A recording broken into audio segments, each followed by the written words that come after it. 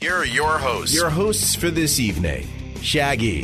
Funny. Ha-ha. Not funny. Colin. It's going rogue left and right, man. And Mike, the Ape Man. Oh, my goodness gracious. PTR Radio. You ready to kick ass? And welcome, everybody, to another edition of PTR Radio here on the fabulous interweb with Leprechaun Mike taking center stage. You know what the funny part is? I put these things on like 3 minutes ago, and y'all, neither one of you looked at the camera. I'm just sitting there, just like. Yeah, I was a little busy. So Mike, tell us what's going on. Is this? Did somebody order you some hats? No, I actually ordered this for myself. Back when we were still going to do the Night of Shenanigans fundraiser. And it's been sitting upstairs ever since. And Kim was just like, you know what? Do you want these things? I'm like, yeah, I actually paid for these. I want them. So she's like, okay, then they got to go live downstairs. Okay. So you have more than just the one? Oh, no. No. Okay. Oh, you just have one set. Okay. Yeah. All right. Welcome, everybody. Sorry about a little bit of a late start. Actually, we're sooner than what we've normally been. We're on time. All right. Well, sorry. You just assumed that you were going to be late. Yes, I did, because it's been a crazy weekend. I don't know how that worked out. Yeah, I don't know either. So the weekend started off with Friday night. I had a DJ gig right after work, and I am. If we haven't talked about it before, I am a very old man at this point, because I now need special inserts in my shoes and special braces to wear at night because I have plantar fasciitis in not one foot, but both at the same time. So very painful to walk. So what better than to do a DJ gig in a hotel where you have to go from parking garage to hotel through 2 elevators constantly to get all your stuff where it needs to be. Of course. You know, that's what is needed. And so I did that Friday night and about killed myself. By Saturday morning, I essentially couldn't walk. Then, of course, we had grandkids this weekend, which makes life all the better, you know. And and whenever somebody's... Mike, you ever had somebody, like, you and your wife don't have children, right? But I'm sure you've had people try and talk you into them, right? Unsuccessfully, but yeah. Oh, they're a blessing. They're so much fun. Don't let anybody tell you their work, right? Probably people have said things similar to that, right? Yes, and a lot of times I've snapped right back at them. Yeah, because they're real easy. Yeah, you're 10 years younger than me, but you have more gray hair than I do. Yeah, or lack of hair completely. Grandkids not, I won't say they're as bad as children, okay? But they're close. They're a close second, okay? Saturday night, we thought we were going to have the kids all the way through Sunday night. Luckily, their parents came home early, which is good, because they would have been childless parents had they not come home early. You know. They ate dinner with us on Saturday, and I told my wife midway through dinner, I'm going to finish downstairs. And she goes, probably a good idea. Because parenting styles are a little bit different, and that causes friction sometimes. I mean, Colin, now your sister, your older sister has children. The middle sister. Well, I mean, older of the two sisters. Yes, the older of the two sisters. All right, has children. Now, is there a difference between her parenting style and your parents' parenting style that you have noticed? I don't know if there's that much difference of her parenting style. I say my brother-in-law's parenting style is different. Okay. Has that ever caused any... different than any kind of just... It is different than... And we're not going to ask for specifics here. We're not going to say, you know, one says go out and get a Switch, and the other one says, oh, no, you know, you need to respect their personal space. All right? We're not saying, you know... But things have... I know some couples where the difference between the two parents has been that different. All right? Yeah. Mike? You want to chime in on this? Well, just having friends' kids over. Yeah. Parenting styles. I see that different, and it's funny because you're like, one style is go get a Switch, where I've had the parents of the kids, their style was don't make me get the belt. Uh-huh. Which by the way, was the style I was brought up with. Whereas, well, my house, it was the wooden spoon. Yeah. That was my wife's house, by the way. My thing is go get me something to beat you with.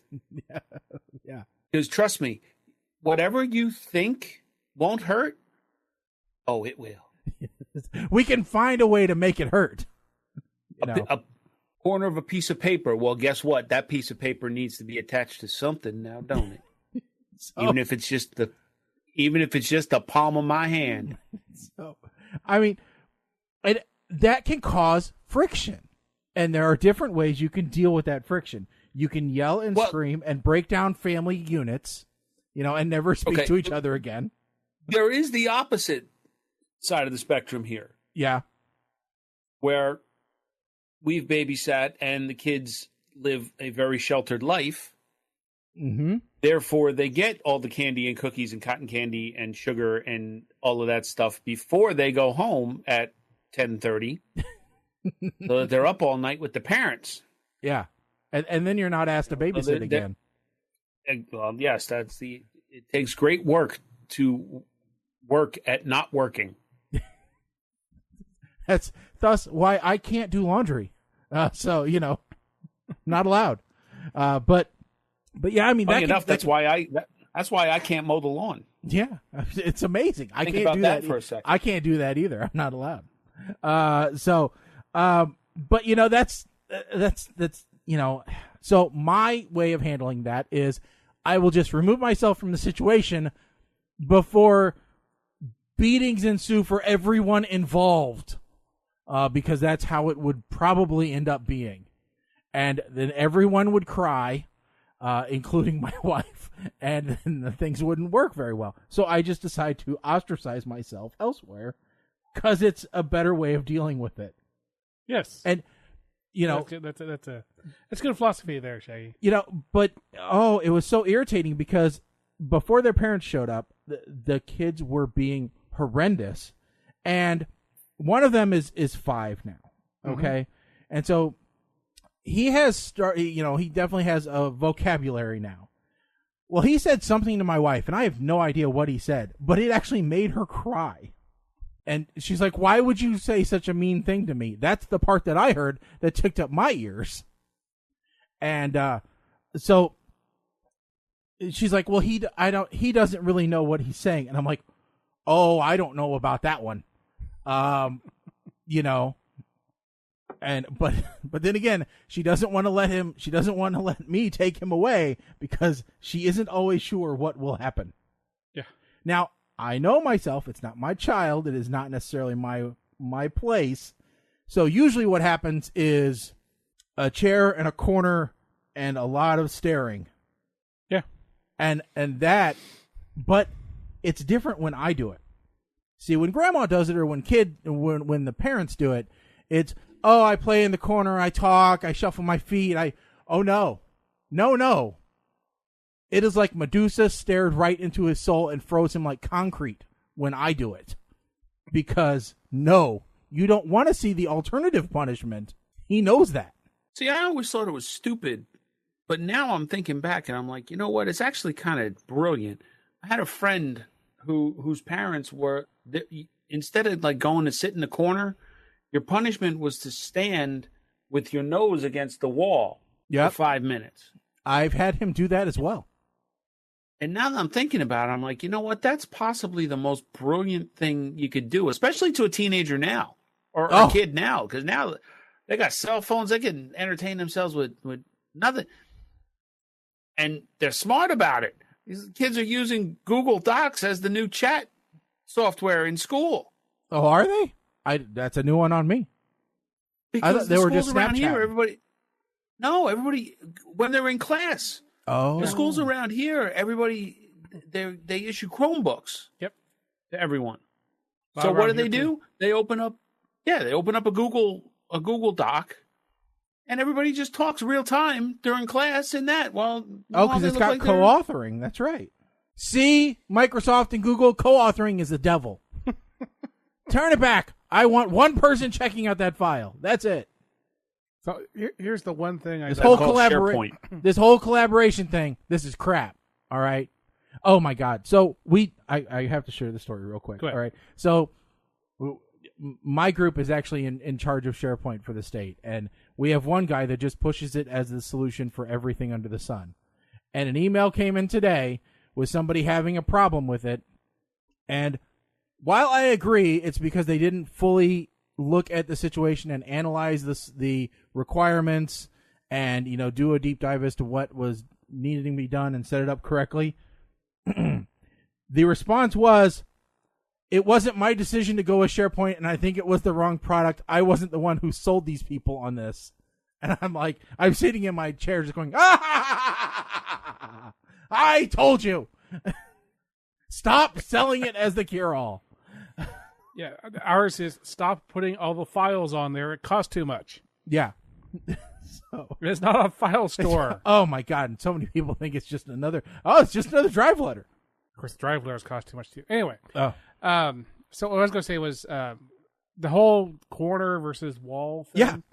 Yeah. One thing I figured out is it's extremely important, especially depending on the intelligence of the kid, that when you say it's 5 minutes, set a timer and don't forget it. Oh, yeah. No, my wife has actually started setting timers in her phone. If you don't set a timer, and if even once you forget them, then they, in their little unable to recognize time minds, will be like, from then on, thinking you're going to forget it. And they're going to be like, looking at the wall for like 20 seconds, and then they're going to immediately be like, has it been 5 minutes yet?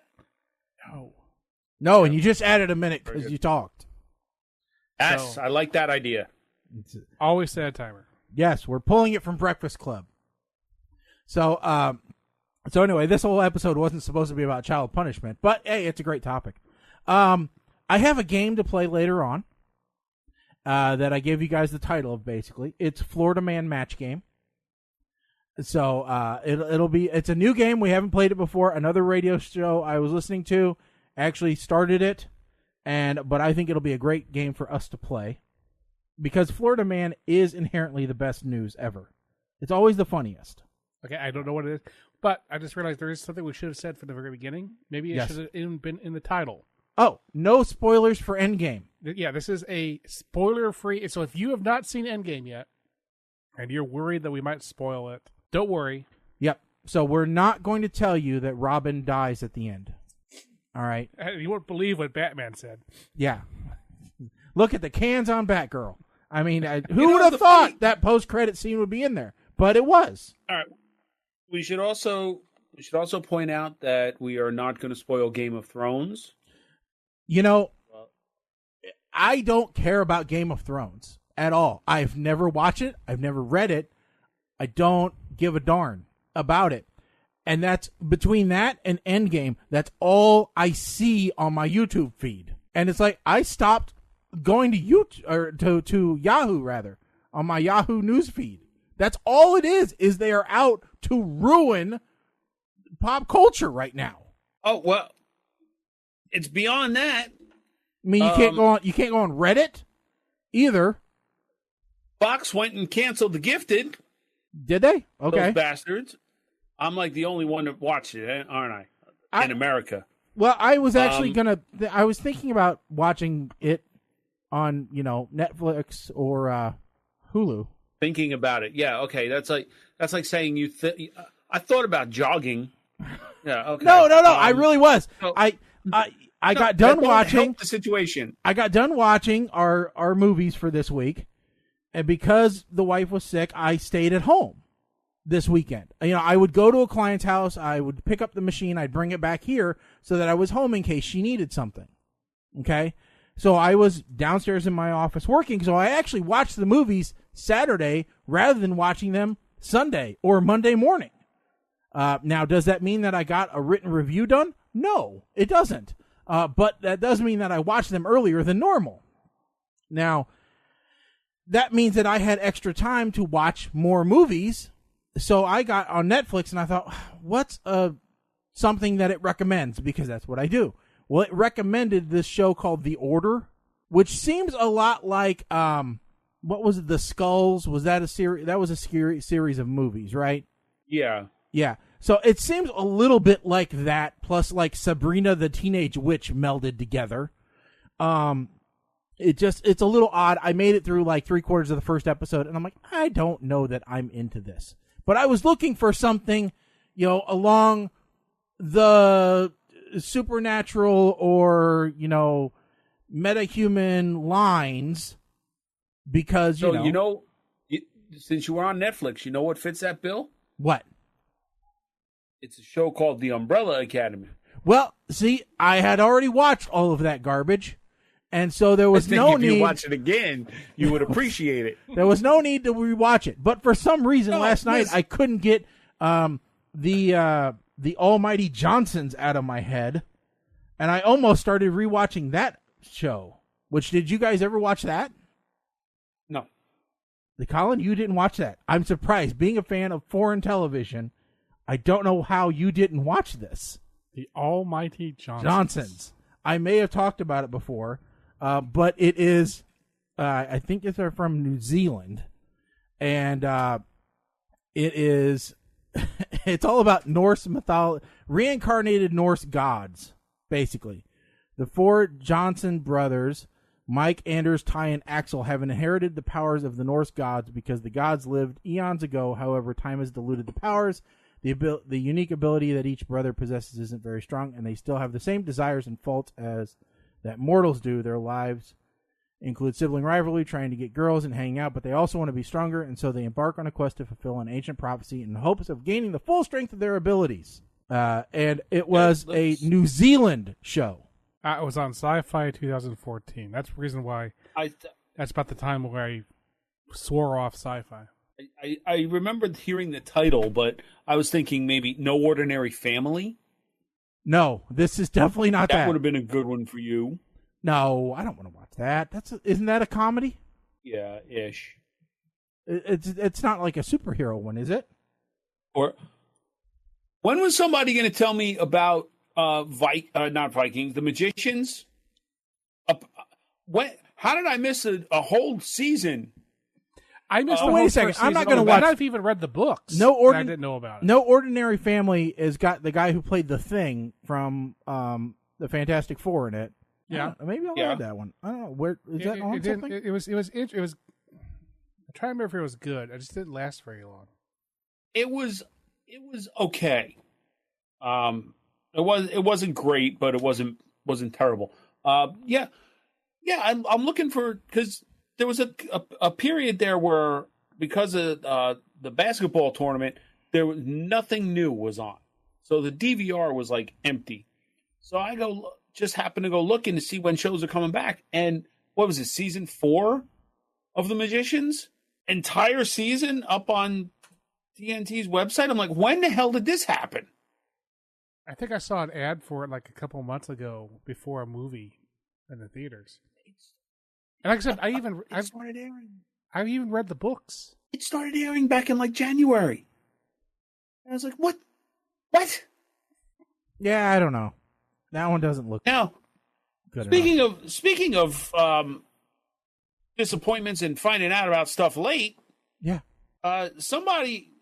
You guys may have noticed that there was an impromptu live posting on the PTR Facebook page. I caught that live. I did see that, and it got a ton of response.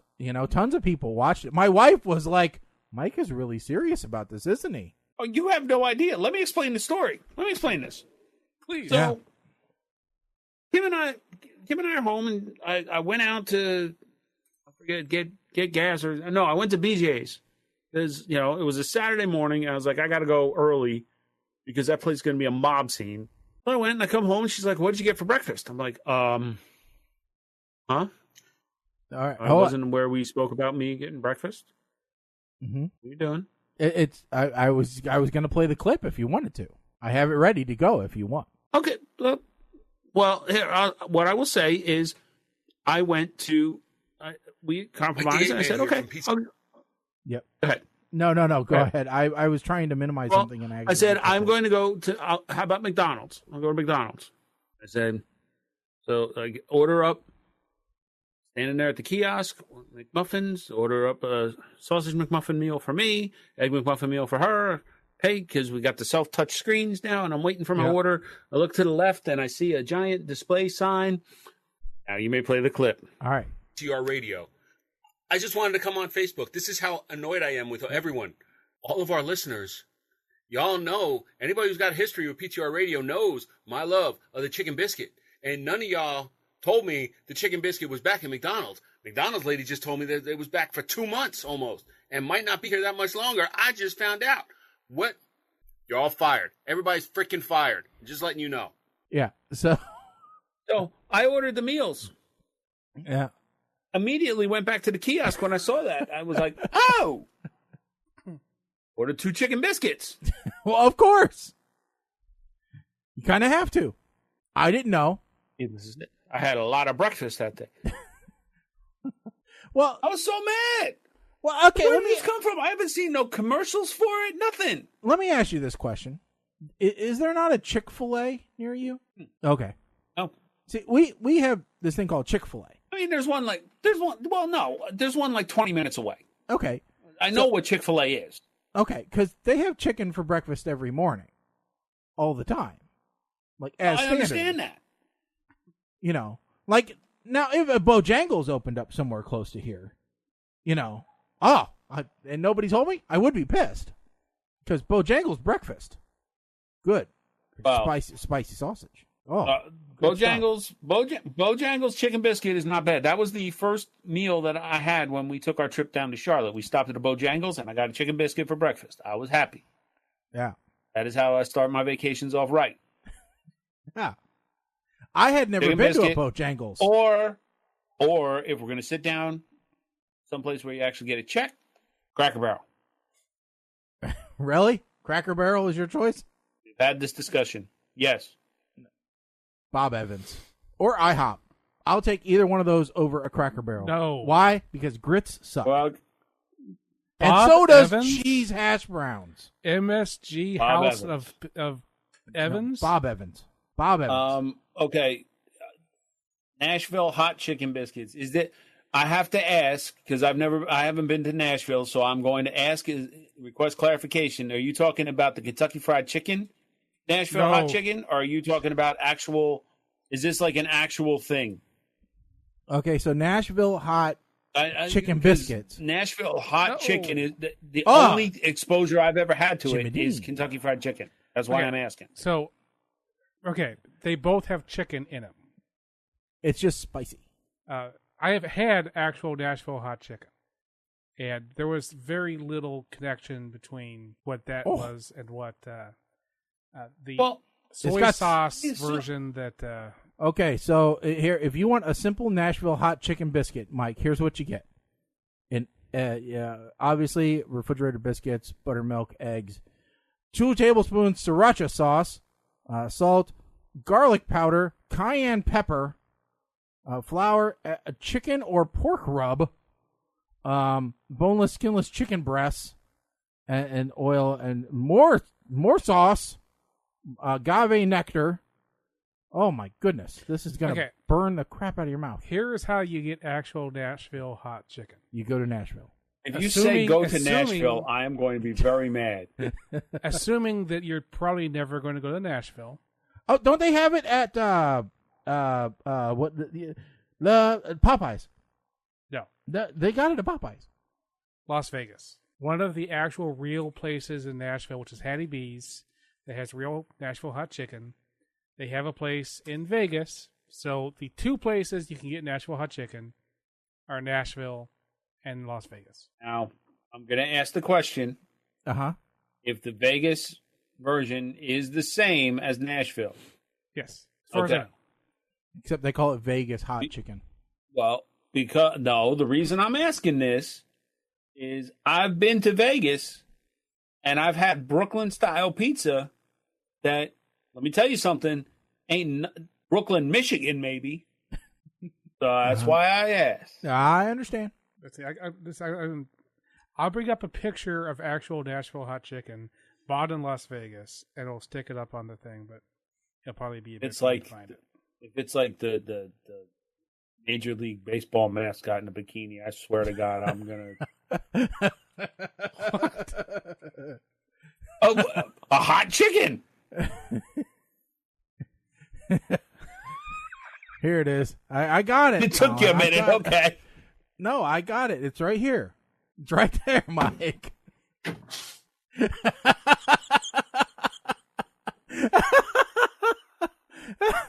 Have you ever tried to drive with chicken feet? Fastest chicken in the South. For those that aren't watching the video, I pulled up Stroker Ace. And if you don't know what that movie is, you should watch it. Oh, if you don't know what that movie is, then you just hit Alt F4 right now. So, God. Yep. Yeah, we've gone off on tangents. Okay, there's a picture that I just put up on Slack. Okay. Okay. So here's the definition. Nashville hot chicken is a spiced fried chicken that is then dipped in a hot oil that is spiced with as much cayenne and ghost pepper as you can stab it. No. Banned. Okay, ghost pepper. I'm out. Yep. I'm So out. here is There's different here's levels. Collins, and that just looks like hot. It just looks like hot. Yeah, it was pretty hot. It wasn't terrible. It was tasty. Now I will say that the Jimmy's sub shop that you and I used to go get jerk chicken salad sandwiches at. I missed Oh, those that. were good. I know, we're talking you know 15 what? years ago. I read this story. Yeah. I read this story that's how it was created. Yes. It was a revenge dish And- made by a woman who was mad at her boyfriend. And for cheating. Yeah. So, two things that I remember after reading that story. One was, yes, she succeeded because it's obviously very hot chicken. And two, the person who wrote the article gave everyone fair warning to make sure to wash their hands before they go to the bathroom. Yeah. After eating Nashville hot chicken. Yeah. Because the spice mixture on the genitals is not a pleasant experience at all, and led him to surmise that was the intention of the spiced chicken, because he cheated. It was not to burn his mouth, it was to burn his genitals off. Yep. So if you do ever get to a place that actually has it, the real places have many levels of heat. So if you are not a connoisseur of hot, you should probably want mild, because mild is what other people would call medium hot. Listen, ghost peppers. The bar that we took, or the bar restaurant that we took Angie and Shaggy to when they came out to visit, they have a burger called the Hot Corey. Corey is one of the bartenders, and it's got ghost pepper cheese and ghost pepper mayo on it. No. I got it once. It's not enjoyable, and I felt like racist Dave eating, because as I'm sitting there chewing, sweat's just pouring off of me. Nah, I bet. Before we get to an actual story, Yeah. since we're talking about TV shows, I just wanted to remark that my absolute favorite TV show in the world, not even close, starts today. So I am not watching my favorite TV show in the world. I'm doing PTR radio. Okay. And this is Master Chef Australia. I thought maybe it was some British baking championship or something. No, it's Master Chef Australia, the best show in the world. Started today. Or, it's Australia, so. Started yesterday. Could have been yesterday. All right. I would actually like to see Master Chef Ireland. Or Master Chef Scotland. They existed. They were not the as reason good. I'm saying this, not so much for the cuisine. I don't even want subtitles. You got the chicken on the seat, the hunger, and you want cheesesteak. I'll tell you this. I have the Great Irish Bake Off. Okay. Oh my God. And I'll tell you about this. Okay. The Irish can do lots of things. Baking is not one of them. Well, I was. I don't believe they can cook either. That's why the tilted kilts are all going on. Put everything into a pot and boil it for 17 hours. That's Irish cuisine. I got on a YouTube click hole, and I love watching the Irish do things. So like I like Irish drink strange whiskey shot combinations. That was a good one. The Irish try Girl Scout cookies. The Irish try drink moonshine. Oh yeah. Yes. The Irish try American whiskeys. Yeah. The Irish drink are the best because you've either got professional drinkers, or you've got, and unfortunately, usually it's more the ladies who really the lasses prefer the beer. They don't like the harder stuff. Although occasionally you get one of them that can really knock them back. And oh man, this one episode they were drinking the hardest American alcohols. I don't think any of them was under 70%. Okay. And this woman was going like shot for shot with this other guy. And I mean, I couldn't have kept up. I mean, Olympic status is what these two were. Really. It was impeccable. I'll just say one of my favorite restaurants in the world is an Irish restaurant. And good Irish food is amazing. But the number one way that you can tell, if you go to an Irish restaurant, okay, and you're wondering, is this an actual Irish restaurant? Do they actually know what Irish food is? Okay? If the words cabbage and corned beef appear at any place on the menu, it is not an Irish restaurant. Fair enough. Because they don't eat corned beef in Ireland. All right, so I so Mike, you have brought up. Everybody else does. Yeah, let's start with one of your articles, because you had brought up a doggy DNA to be collected. Because I think I don't know if this was the first time you've heard of this, or if this is just more common for you now, or what. Well, I had heard of the DNA testing being implemented. So here's what happened.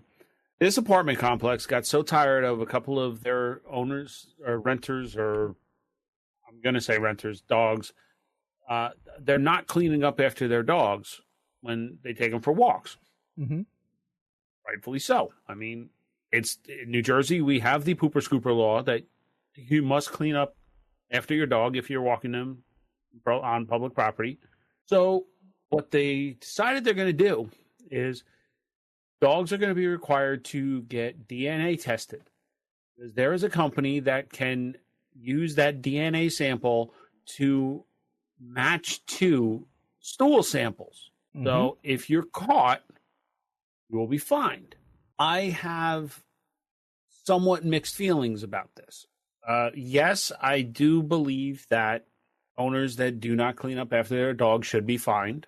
No, I don't believe that DNA testing is legit, and I'll get to that in a second, because what it would wind up costing you to enforce and to do all the testing and what have you, you might as well install security cameras in the areas, and then you can up everyone's rent, pet owners and otherwise, because you have a safer complex that is now professionally monitored. One of the apartment complexes in Jersey tried this with the DNA testing. Mm-hmm. And they wound up getting sued because the owners of the apartment complex or the management company actually used that DNA testing to determine if dogs had any percentage of breeds that were not allowed in their development. And I believe I quoted it as bully breeds, which are like the breeds that are generally referred to as pit bulls, American Staffordshire, American Pit Bull Terrier, English Pit Bull, English Bulldog, any breed of that, but also Doberman, Rottweiler, in some cases German Shepherds. So you got a whole lot. Anyway, they wound up the complex lost because when you have a mutt, a mixed breed, you don't know what percentage of what is in there. Mm-hmm. They tried to use this as a reason to evict these people, basically telling them these breeds are not allowed. You either have to get rid of your dog or you have to move out, and it was deemed unconstitutional. So that's the extreme spectrum that I don't like. Right. I'm against any kind of breed specific legislation of any type because I truly believe that there are no bad dogs by breed. It's all how the dogs are raised. Yeah. Which I think we can generally agree to that. It's all up to who's raising the dog, and now, yeah, I think that's true. I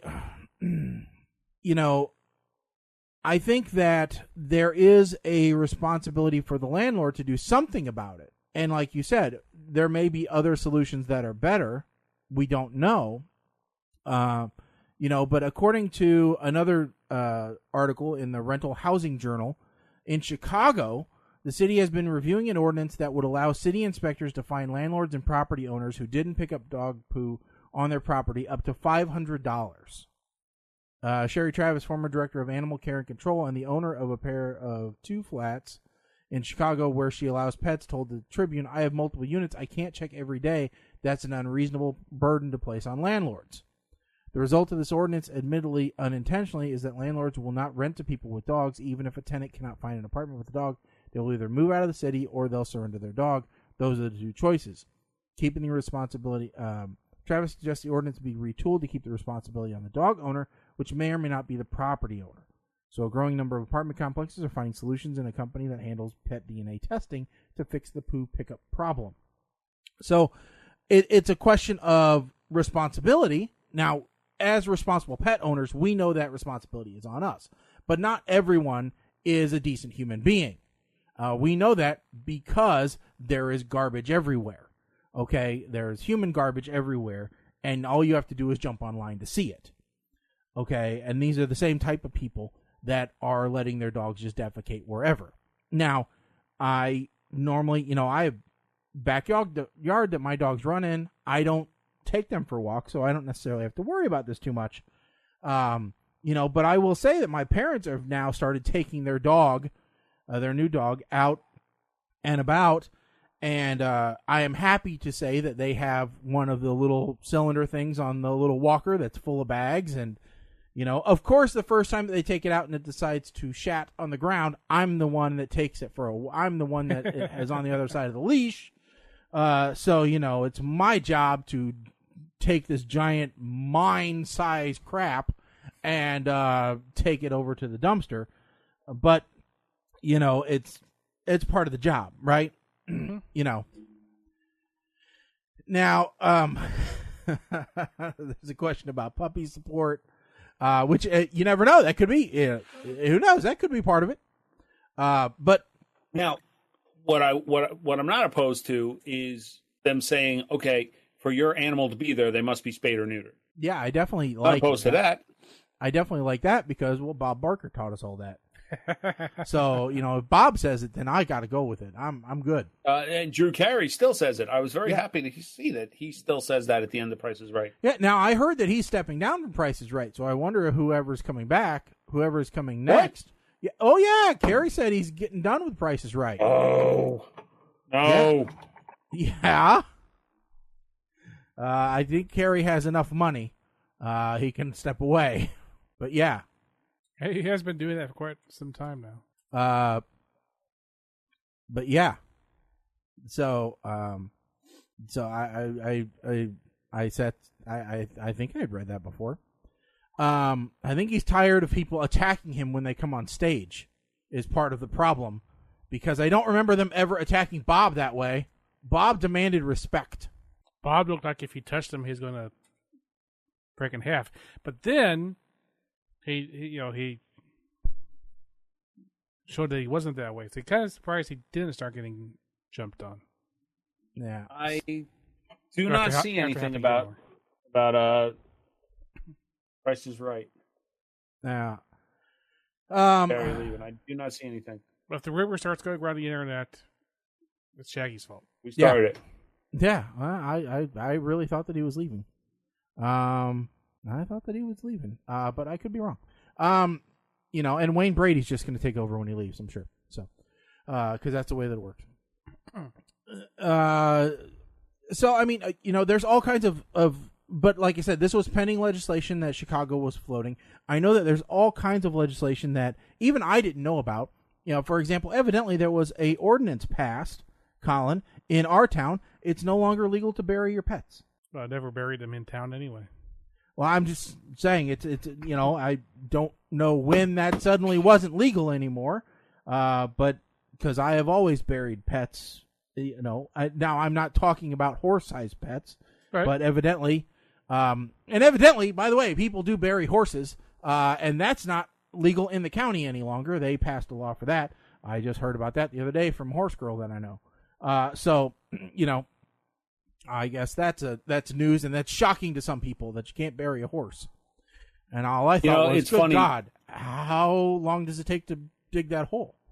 Well, okay, listen, if you have horses, you have tractors. If you have tractors, you have a backhoe. If you have a backhoe, it don't take a lot of time at all to dig a hole. But Kim and I were actually talking about that this weekend, that when we decide to move from New Jersey and we move south to the Carolinas, probably this week. You're moving this week? Wow, you've got a lot of packing to do. Yeah. No, actually, they're just going to come in with a giant forklift and lift our house up. Okay, so you're going to be one of those. Put it on a Texas. Put it on moves. Yep. Moving that basement ought to be fun. We're going to have no. That stays for the next house to be built upon. Okay. So you still touch the foundation. Is it going to be like Richard Pryor, and you just go, "Aha, we're taking that with us"? In moving. I don't know if you remember that movie. That was a really bad movie. I'm not placing that movie. Oh, no. I remember there's a scene where he's driving next to the moving truck, dressed up as Rambo, yelling how he wants his furniture. Oh, no, it came out around the same time as Leonard Part 6, I believe. With that said, that's a time in my life that's very dark. We don't want to talk about it. Please, let's move on from that part. Okay. No. What I was going to say is, Kim and I had this conversation that when we move down to the Carolinas, we're going to have enough property that is going to require me having a small backhoe and front end loader for snow removal for the one time a year we get snow, and to just move dirt. So I'll be able to dig, and we're going to plant a tree that's going to be like the Forrest Gump tree with Jenny and Forrest hanging out, and all of our pets will be buried beneath it. And it will be towards the west. This way, with the setting sun in the granny pods, our visitors can look and they will see it'll be like a beautiful remembrance shrine kind of thing. With some red ferns. Red ferns. Yeah, where the red fern grows. I think you need a you big don't know marble thing. You've never seen the movie Where the Red Fern Grows? No. Oh, it's kind of like Old Yeller, and in so much as it's a movie about dogs who die and get buried. Where the Red Fern Grows. That would probably be why I've never seen it. Do you have any idea how hard it was for me to get through Marley and Me, for Christ's sakes? You want me to watch a movie about many dogs that die, let alone one? You lost your damn mind? Have you watched A Dog's Purpose? No. And they have a sequel to that one coming out already. What the hell? Well, it's about a reincarnated dog. So it's helpful. It's a hopeful. Well, that one, I don't know. Every time I see Dennis Quaid now, I think he's going to try and sell me insurance. I can't watch it. All right. So, moving on. Sorry, I keep flipping back to my image results of Stroker Ace in the chicken suit. It makes me laugh. Colin, you are on the constitutional bandwagon right now with these illegal search and seizures. So you have the most knowledge about it. How somehow marking a tire with chalk is invading my right for my constitutional rights. So please tell me about how the Supreme Court has said the Supreme Court. Okay, the Circuit Court has said that you're not allowed to invade my personal space and illegally sees me by marking my tire with a piece of colored chalk that a 3-year-old draws on the driveway with. Yeah. So for those respect who don't my know, authority. For those who don't know, one thing that parking people will do is mark your tire with a piece of chalk. Sometimes it's like a long stick, so they don't even have to get out of their little cart. They just reach out and tag your tire with it. And that way, so it isn't just the meter; it's how long you were there. Because you're fitting a meter, you're not really supposed to do that. If you're just sitting there continually going out every 2 hours and plugging the meter away, that's not cool. Yeah. You're supposed to only be in that spot for 2 hours or whatever the posted time is. Right. So they say they don't care about the money.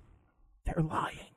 But So it was the U.S. Court of Appeals for the Sixth Circuit ruled that putting the chalk on the tire is an unreasonable search, violating the Fourth Amendment. Now, it is important to understand that means that it is now illegal for them to chalk your tire if you're in Michigan, Ohio, Kentucky, and Tennessee. Yeah. So that means that you could just keep going for right now, for the time being. You could just keep going out and plugging the meter, because for the districts that do that, now not everywhere does that, but some places do that to decide how long you've been at the meter. Yeah. Okay, so that means that you could just keep plugging that meter over and over and stay there all day if you really wanted to. Yeah, but unfortunately they have a newer, easier way to do it, which is they can take their phone out and take a picture of your car and then see if your car is still there later. Which is weird, because you're allowed to take a picture of someone or something in public because there's there's no expectation of privacy when you're in public. But how dare they draw a little line that the rain is going to wash off? Yep. Okay. On your tire. Now, according to legal experts, no other circuit court in the U.S. would have ruled this way. This is a weird thing of the Sixth Circuit, that they really like the Fourth Amendment and will rule many things to the Fourth Amendment that nobody else would. Because what law enforcement and everybody has come back with is saying, okay, fine, that just means that they're going to now be using, more plate readers, automated plate readers, which they have already started to use in our area. Yeah. Okay, cop cars have already been rolled out with plate readers so that as the cop drives along the street, he's actually grabbing pictures of license plates. And if you have outstanding parking tickets, warrants, or whatever that warrant your car getting booted, all right, it sends a message back to dispatch to have someone come out and boot your car. So that's okay. And you'd rather have that than a little piece of chalk. No. Well, that's what these people that were fighting this were saying, because they obviously couldn't see the forest for the trees. I think I think the one person that was fighting this, I think, would be quite surprised that they actually got anywhere on this. But as one person that they kept getting her for parking over and over and over again, she got tired of it. Well, maybe don't illegally park. I think that would be a better answer to the problem. Yeah, because Now, Mike, did you have something to? I see my comments saying, please make sure we talk about this one, and I will be... Well, okay. I don't know. Wasn't even funny part. This is... So it just so happened that the day that this was posted to our show prep, whatever we're calling it, our magic board. Yes. It popped up in my Facebook memories, a quote from Ronald Reagan that I wish I had remembered ahead of time. I would have pulled it up now. It is not the intent of laws to protect humans from making bad decisions. Or it's something to that effect. And the gist of it was, at what point do laws and the decisions of the government take over for common sense? And this is kind of like the perfect example of this. And like you said, they're not seeing the forest for the trees here. Yeah. Because all they're doing is inviting more high-tech solutions that you might not be able to dispute so easy there, Skippy. Chalk on a tire? Officer, I pulled out and drove around the block, and by golly, the circumference of my tire, by the distance, the chalk wound up in the exact same position. Yeah. It's mathematically proven. Okay? We have videotape showing your vehicle in 15-minute increments in the same spot. It did not move. Guilty. You know, it's just, I don't know. It's parking. All right? Everybody hates parking, but it's something you have to deal with. All right? You occasionally get a parking ticket. All or right? get a bike. Yeah. Or get one of those stupid motorcycles with the damn gas engines that I hate, because you people decide sometimes you want to be on the road, sometimes you want to be on the sidewalk, sometimes you want to pay attention to stop signs and traffic lights, and sometimes you don't. And you idiots never wear a helmet, and you're going to get hit. That has... Yes? All motorcycles have gas engines. No, these are bicycles with like one-cylinder engine attachments. Exactly, a bicycle.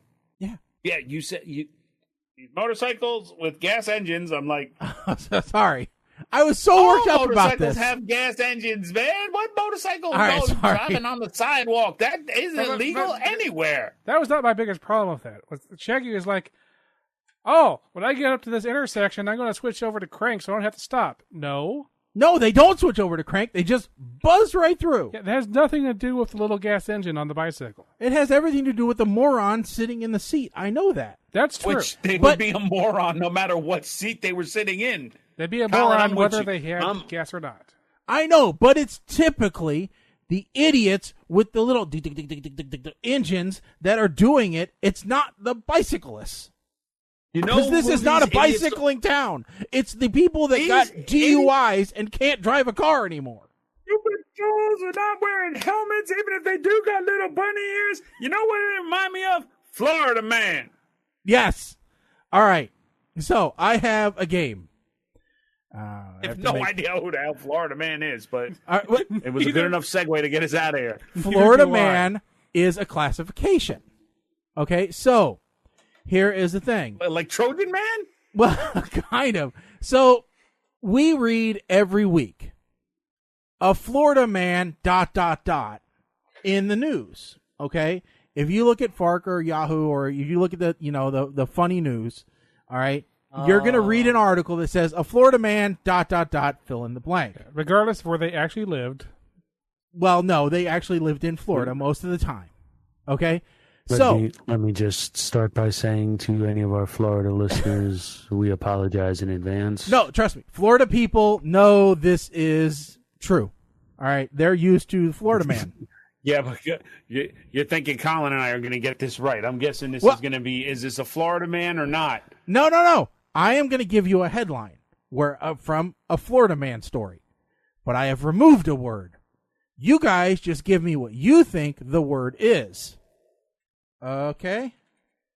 Now, let me give you some examples before we start so that you are used to this. I realize these really should be called Florida Panhandle Mans. So I'm pretty sure they're all going to be from the Panhandle. So, January 2nd, Florida man doesn't get straw, attacks McDonald's employee. Okay. Florida man shooting at target in his backyard, hits neighbor sitting at dining room table. Florida man intentionally drove Ferrari 360 into ocean at top speed. Drunk, shirtless Florida man harasses people in park. Florida driver finds boa constrictor in his car engine. Okay. These are the type of Florida man. Oh, I was going to say, are we supposed to remember these? Because No, you're giving me way too much credit right now. No, I'm just giving you examples of so Florida the man. example is the headline, and we have to fill in the blank. So, here it is. Okay. Florida man arrested for assaulting girlfriend with blank. You guys tell me what you think the blank is.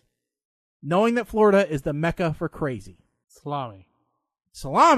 And I will give a point to whoever is closest to the answer. Mike. Banana. Oh, you are both close, but I'm going to give it to Colin because he's got a meat. The answer is fried chicken leg. All right, so Colin, you have 1 point. Keep track of your own points.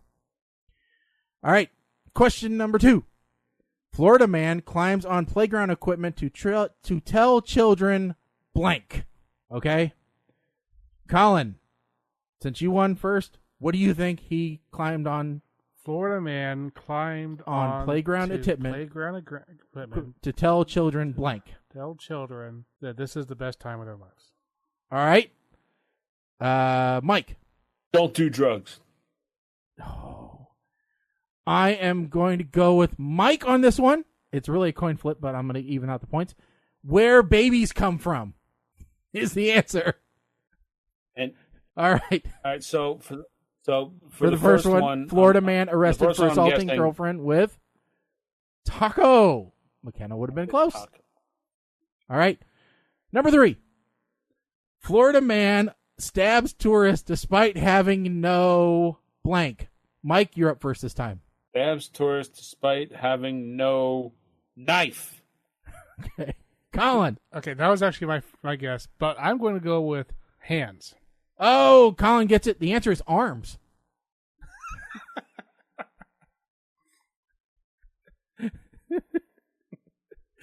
Okay, here's a good next one. Yeah, exactly.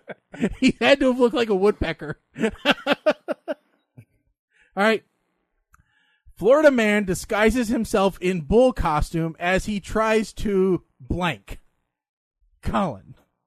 This is a long answer. Bull costume, rob a bank. All right, rob a bank. Mike. Florida man disguises himself in bull costume as he tries to blank. Free the livestock from the slaughterhouse. Ooh, I'm gonna have to go with Colin on this one as the closest. Burn down former lover's house with pasta sauce is the answer. That was my next guess. Awesome. Pasta sauce doesn't burn. It does if it's based off a hot chicken seasoning. All right, next one. Colin. Florida man arrested in park for practicing blank on swans.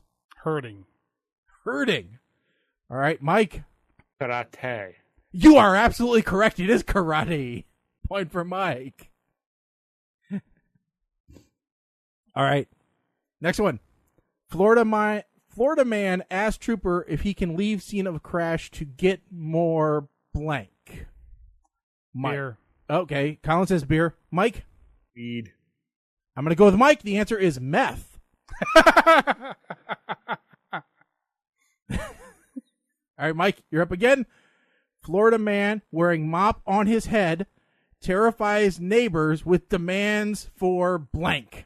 Florida man wearing breakfast. Mop on his head terrifies neighbors with demands for breakfast. Colin. Floor cleaner. I'm going to go with Mike again because the answer is eggs. All right, Colin, we're going to give you a chance to get in first this time. Florida man drives date to sports bar on stolen blank. Mower. Mower. All right. Mike. Electric bicycle gasoline thing with no helmet. I'm going to give it to Colin because he's closest. The answer is Walmart mobility scooter. Nice. All right. I was going to say scissor lift, but Oh, that's all right. All right, Colin. That's a great image. This one's good. You're getting this first crack at this one, okay? It's a toughie. Florida man asks public for help looking for his 18-foot blank. 18 foot. That seems small for a boat constructor. It's made of Florida. So I'm going to go with 18-foot alligator. I don't know. All right. Colin says alligator. Mike, what do you say? 18-foot blank. python. Ooh, I'm not sure which one was closer. The answer is banana. I think that's a no. That's a neither. All right. We had two reptiles. No points. All right. Colin, we'll let you go first again. Florida man arrested for illegal ride on blank. Illegal ride on One of those coin-operated rocking horses. Oh, coin-operated rocking horse. Florida man arrested for illegal ride on blank, Mike. Ostrich. Mike gets a point because the answer is manatee. These are Leave the real. manatees alone. These are real headlines. All right. So Mama Blair said chicken, which brings us right back to Stroker Ace. You got to work Stroker Ace into the title of this somehow. I just want to say I haven't been posting or reading off the answers. I don't want you guys to think I'm ignoring them. It's just with the delay. By the time it gets to us, we're a question or two down the road already. Yeah. So, Florida man bored calls 911 to talk about blank Mike. talking about feeling. Nothing more than feeling. All right. Feelings. Colin? Game of Thrones. Game of Thrones. I'm going to go with Colin because he's closest. The answer is Hitler.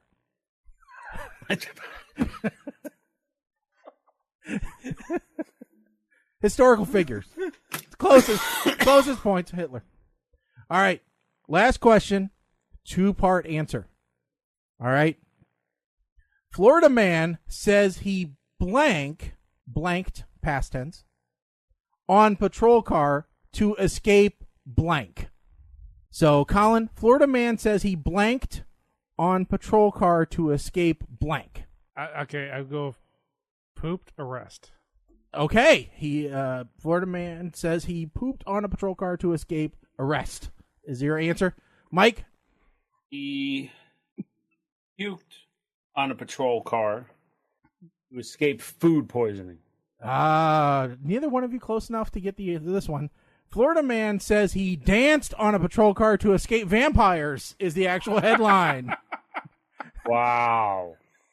And this has been the first ever edition of Florida Man Blank. Well, Colin, we tied. Oh, good. 5-5. Which means we're going to have another round some show. Although I have to tell you that it would have been close between him and Mama Blair.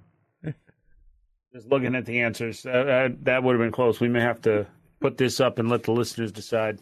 Yep.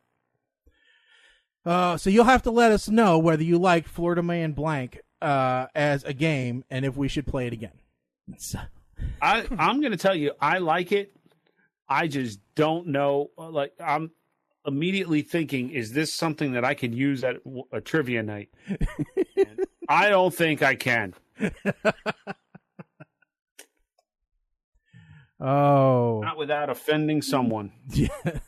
So, speaking of offending someone, Colin posted this article. School's parental dress code has gotten them in a bit of hot water on the news.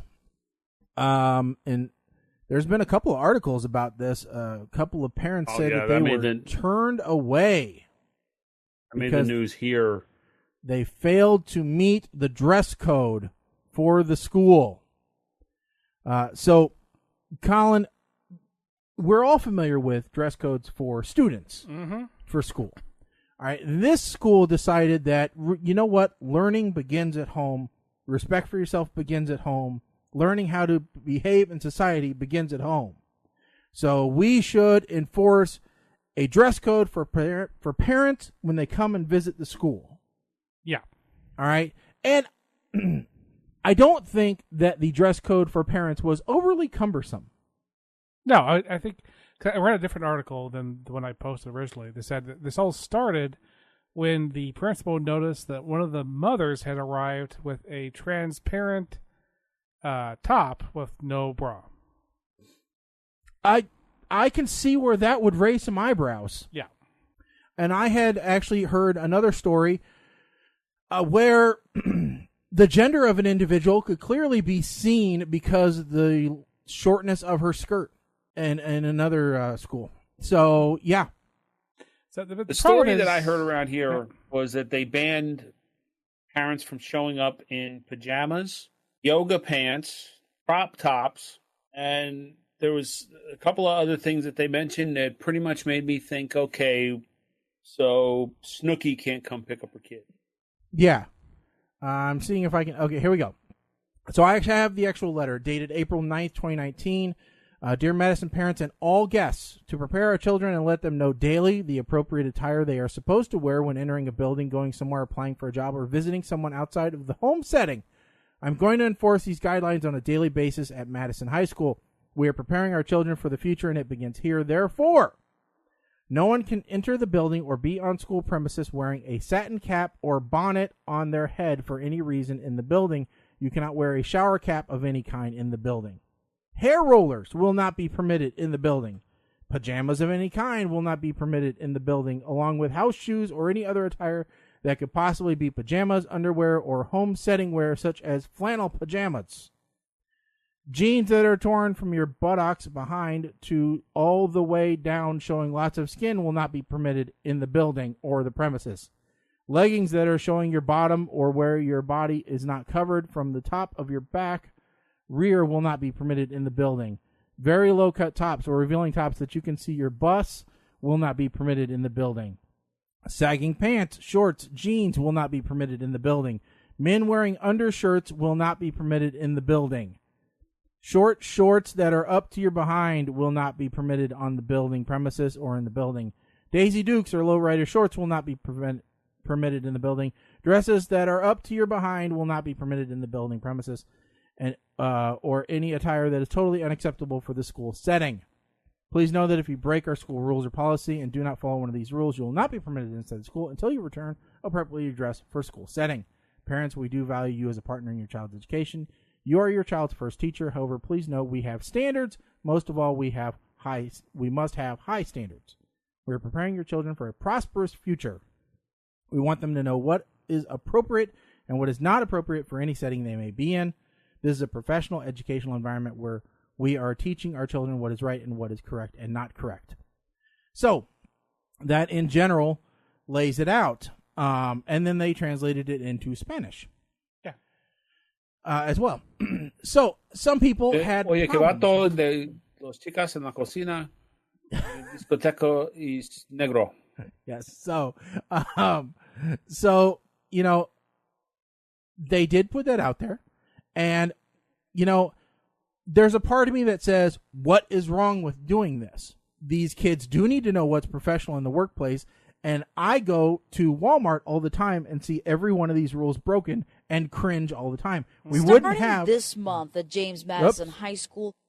There wouldn't be a website called People of Walmart if society as general followed these rules. And they'd be a much simpler rule set. If you would be appearing on People of Walmart, you may not wear that. The one station here that covered this story, they were interviewing people outside, and they said, you realize that the principal went to school. I went to school with the principal, and the principal's mom showed up with big pink rollers and Coke cans in her hair. So, hypocrite much? And, you know, I can see where that's coming from too. So, but the question of, McKenna says it was the wording was towards specific races to not allow headscarves or other stuff in there. Now, what's funny was some of the reports that we're seeing on TV, one specifically that I heard, was a mother saying she was turned away. Now, she had a skirt that was about 3 inches long. She had her hair in curlers underneath a cellophane wrap. All right. And she says, well, my hair is not part of my religion, but if it was, why should I be turned away? Okay, you were turned away because your lady parts were showing. All right. If your hair curlers were the biggest issue here, then that would be different.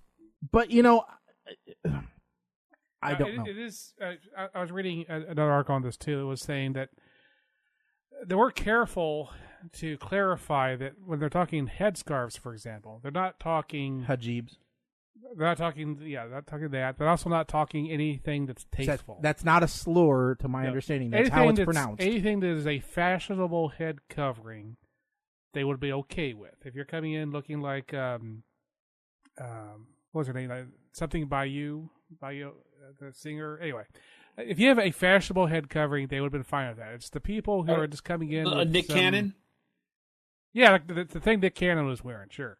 They've been quite happy with that. It's the people who are coming in with just this cheap I think you were thinking of Erykah Badu. Yeah, Erykah Badu is what I was thinking of. Someone coming in just with a linen cover, just covering up all of the rollers and stuff. That's what they're talking about. I don't know if that's...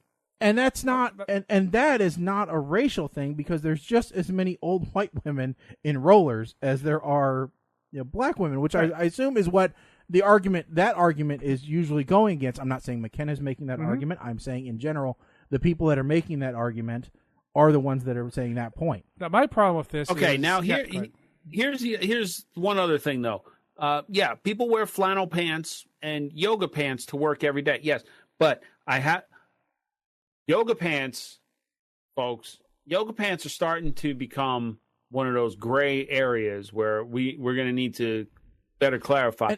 Because I'm seeing a lot of yoga pants now that have these mesh panels strategically placed that are supposed to provide ventilation. No, ventilation my ass or your ass, depending on the placement. They're peekaboo holes is what they are. Yes. And I'm sorry, I work in a different location than McKenna does, obviously, but flannel pants, pajama pants, not appropriate work attire. Unless give me an example where that is appropriate work attire ever, because lumberjack. I don't see it. No, lumberjack is overalls and a flannel shirt. Apparently is acceptable attire at the state agency that we used to work at. But it shouldn't be. Whether it is or not, the question is whether it should be.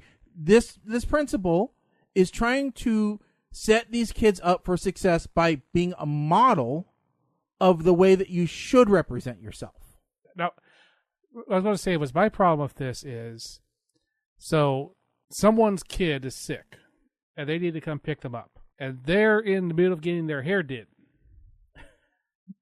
What are they supposed to do with their hair's in the middle of the rollers and stuff? Are they supposed to have, I've already spent this much money to have them rolled and stuff, but I guess you better take these rollers out and give me a shower. I can't think that that they're taking this policy and applying it towards those situations.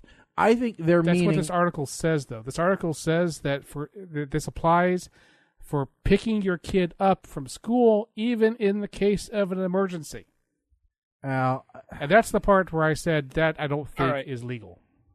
Yeah, that's ridiculous. All right, case of emergency. You're going to tell me that the parents at Columbine weren't going to be allowed to pick up their children in that kind of an emergency, or Parkview, they weren't going to be able to pick up their kids because they had rollers in their hair?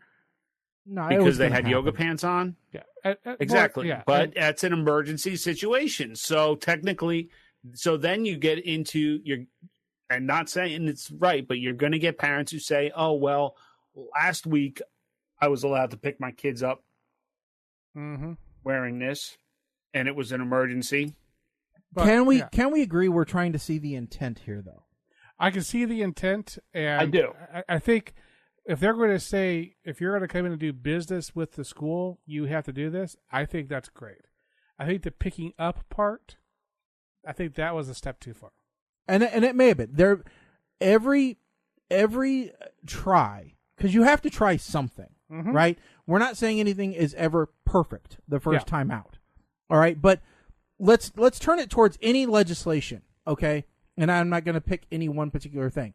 But I would rather a politician try and solve a problem by introducing maybe legislation that's a little flawed, okay? But the intent is there so that they can at least start to address the issue and then refine it after that. Okay? I'm going to say that depending on the situation, either you would determine whether or not you should be too strict or too lax. Yeah, I would think that there should be. And for this kind of situation, start off lax. Yeah, but lax to a point. Okay, I'm not going to measure that the parent's skirt is, knee length. But if it's not don't- even mid-thigh length, then, their lax only goes so far. Right. I mean, you can't even say, well, ask yourself if you would wear this to your job before you let your kid, or would you let your kid wear it to school before you wear it to come pick them up? 'Cause sadly, the parents that are complaining are the ones that would. And look, some of it, I like the flannel pants. You know what? I may not agree with it personally, but if you want to wear those to come pick, at least you're covered up. You want to wear those to go pick up your kid? Fine. You want to wear lounge pants or sweatpants? Fine. Yoga pants? Fine. Just don't let me see any bits. Now, I don't necessarily like the yoga pants because they may be too form-fitting or too revealing, or it opens up the opportunity for a father to wear yoga pants, which would be indeed too revealing. Yeah. I'm not saying it would happen. I'm just saying. So, I mean, like I said, I see Magic Mike picking up his daughter wearing yoga pants. All the girls, faculty, kids, everybody just going to be like, holy egg. You want eggplant for dinner? I feel like eggplant. What do you think? Yeah, there's just I don't know. I'm not going to get upset at the intent of it, okay? Because I know the intent is done. No, I in agree. I good think the faith. intent is good. Are there some problems with the implementation? Maybe, but I have to give them credit for trying something. Because if you never try anything, then that's bad. Do we agree that the intent here is that the parents should be setting an example for their children? Yeah, because and here's the problem. As someone who knows quite a few educators, the issue is now the educational system is having to educate the children and the parents because the parents are dumb as to what is common sense. Yeah, okay, well, they see these parents things wear the school as uniform. Yeah, Mom Blair saying, "How about parents have to wear the school uniform?" Yeah, but what if there's no uniform at the school? Yeah, There's still a dress code. I think matching the dress code is a fine idea. I think depending on the type of school, having the kids wear the school uniform might be counterproductive. I don't know. I keep going back and forth on school uniform, and I care less about that as I do as I'm an advocate for year-round school. Yeah. So, Yeah, get the air conditioning in, and away you go. Yeah. Of course, my high school had air conditioning because we had no windows. So, all right. Anyway, we have time to get to one more article that I think is important to all of us and probably most of our listeners.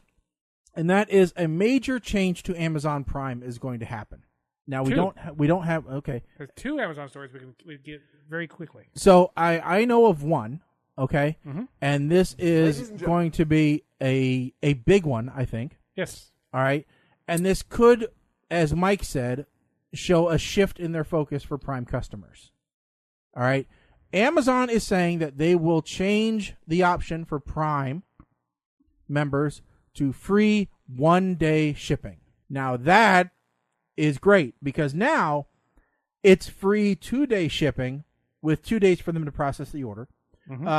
Typically, because that's normally what ends up happening, right? Yeah. I order a Prime thing, I get it in about 4 days because it takes them forever to process it. I rarely get things in 2 days. Usually it's 3. Oh, I usually get things sometimes in 1 day, but it's usually 2 days at the most. But now 1 day, so I will get things a little bit faster.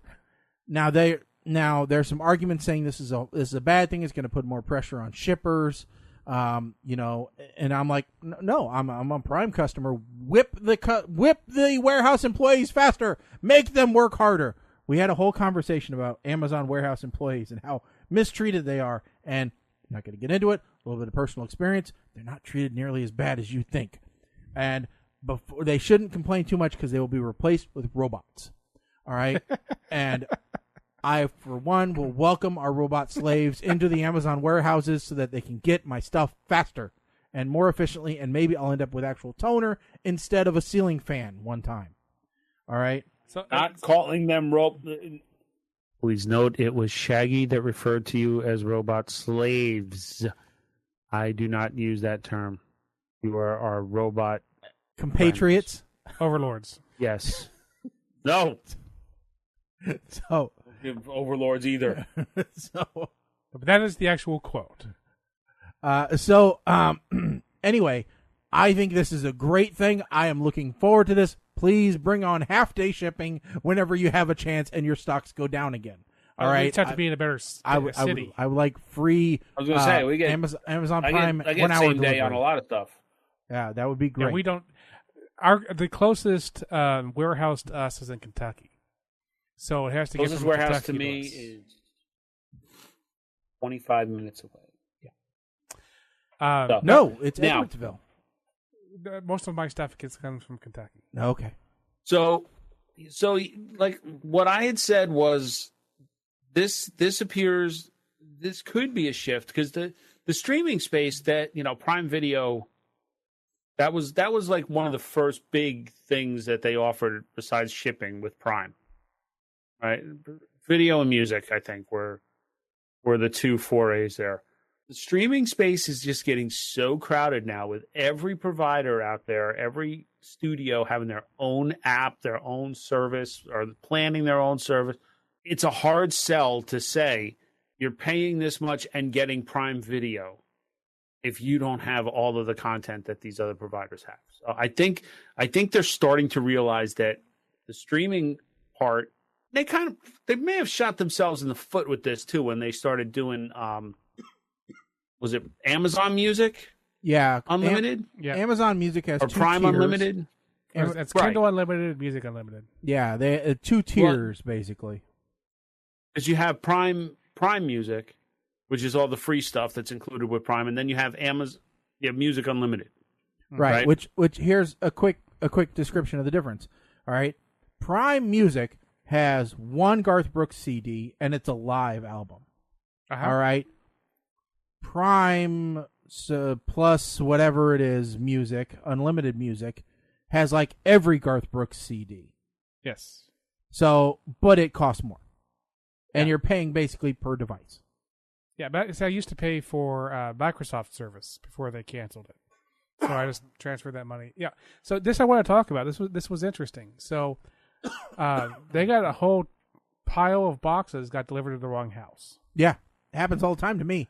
And so they went. And so my mom went and complained at the post office.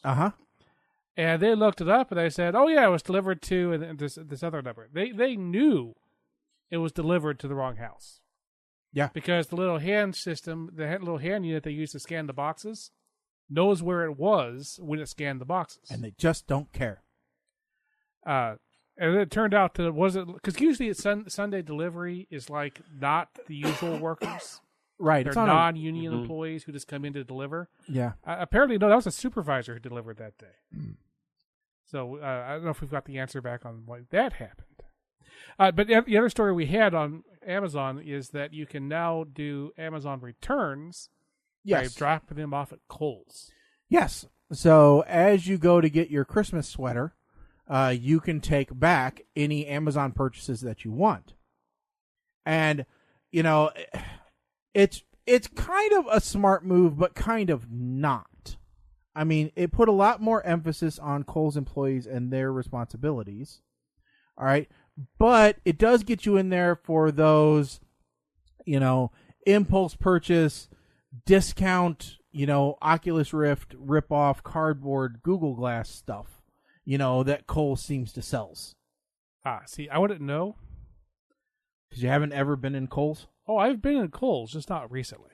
Yeah. It's usually like, oh, we need this enamel-covered cast iron pot, and they sell it at Kohl's, and I have a 40% off coupon because they're begging people to come into the store, or I could buy it for 3 times as much online. See, I just never go to Kohl's because there's not a single piece of clothing in a Kohl's that fits me. Yeah. Well, it's the same reason. I was going to say we go. Kim and I go into Kohl's because we do buy some clothes there. We joke all the time. We'll have like 2 months straight where we're in Kohl's every other week because the damn Kohl's cash is getting ready to expire, and we just made a purchase, so we earn more Kohl's cash that is going to expire, and we'll go. It's a vicious damn cycle, but I have to laugh when you get the receipt and you buy a whole big shopping bag full of items, and you saved $392 today. No, I did not. No, that's because you said that this sweater is MSRP $99. You're selling it for $16. Yeah, that made up how much of my savings? Mm-hmm. Liars. Yeah. I have never paid full price for anything at Kohl's. No one has. No. Ever. Yeah, but they can't stop it. Same problem Penny's had. If you try to change it, then people get mad at you. Uh-huh. I hate shopping. I go to Penny's because they actually do have clothing that fits me. Yeah, they have fat guy clothes. And you're looking around going, how much does any of this stuff cost? I don't know. Yeah. I don't know until I check out, and that's a problem. There's signs on, there's little tags on the clothing that say that they cost $12 billion. And then there's signs everywhere else going 96% off. I'm just looking at it going, but.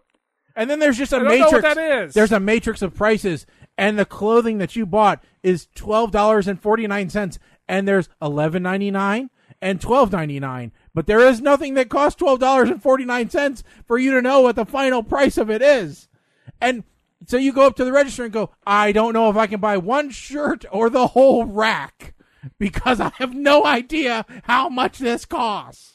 Which is why at least Kohl's has the price checkers, so you can scan it yourself. Yeah, I don't know if they have nice. them at Penny's. No, not ours. And did you see Penny's tried to pull off the, we now sell appliances. 2 weeks later, we don't sell appliances anymore. Well, that's because they changed presidents. Or CEOs. They changed CEOs. Yeah. Yeah, they would have saved more if I hadn't gone in the store. Yeah, I got $10 in Kohl's cash. That $10 in Kohl's cash cost me $78 because I had to buy all of this stuff I didn't need anymore. You know when JCPenney started to suck? When they stopped selling soft pretzels. That's when they started to suck. And yes, they used to do that. Okay. You could buy a soft pretzel and a lemonade shake-up. And while Mom was shopping, you could eat your pretzel. And that was when life was good. If you say so. JCPenney's is still good for rugs. I didn't know they sell toupees. We buy our runners from JCPenney because they sell washable runners that are like their brand that they last, good Lord, easily. And we're washing them at least once a week. Mm. Easily last 4 or 5 years until a puppy decides he wants to start chewing the backing off of them. But that's for another That's another time. That's another tangent. Time. We are deep in movie territory now. All right, so it is time for the double feature movie review. And this week, we have something a little different. So we have two movies, which isn't different. That's the same. But we have two movies. One is called Outer World, and it will probably be difficult for me to find because more title matches. Because it's also known as Beyond the Rising Moon. Okay. Yes, that confused the hell out of me every time I started looking up stuff on IMDb. Rising Moon? Really? Yes.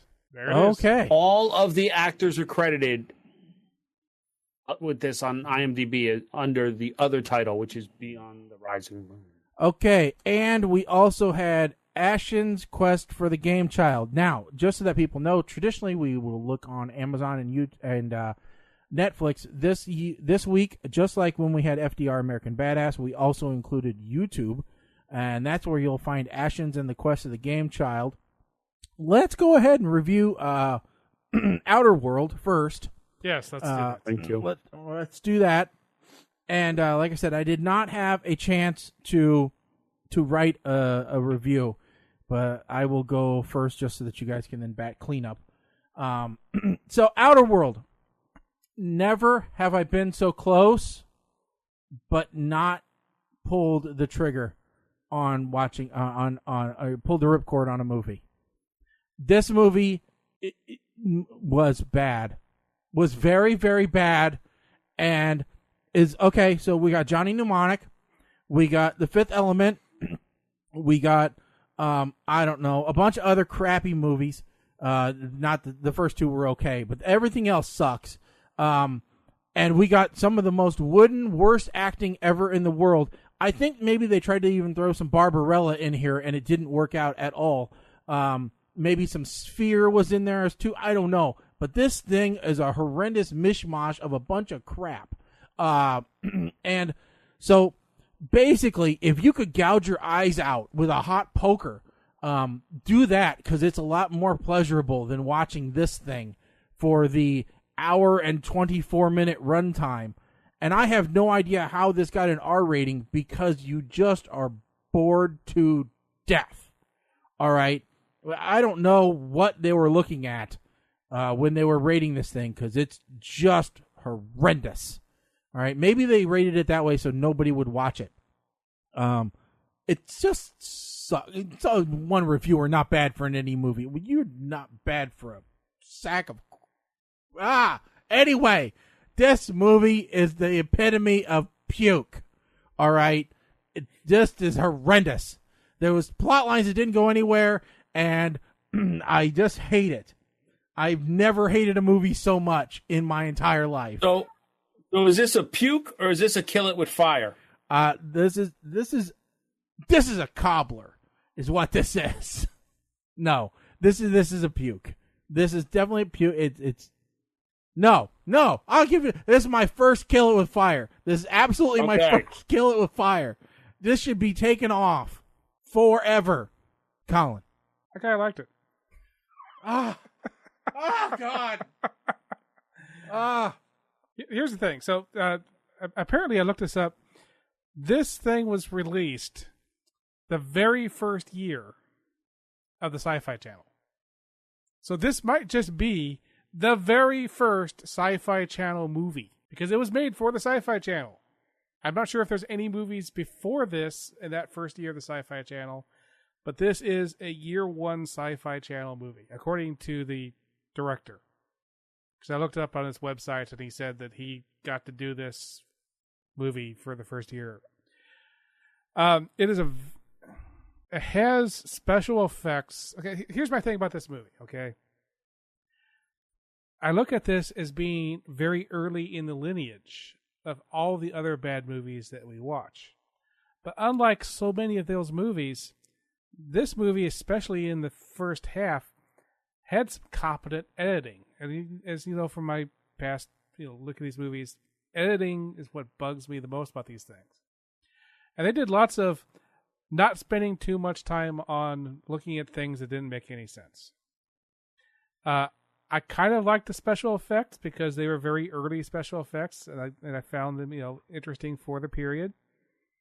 And parts of the storyline made me think of many other books that I've read over the years.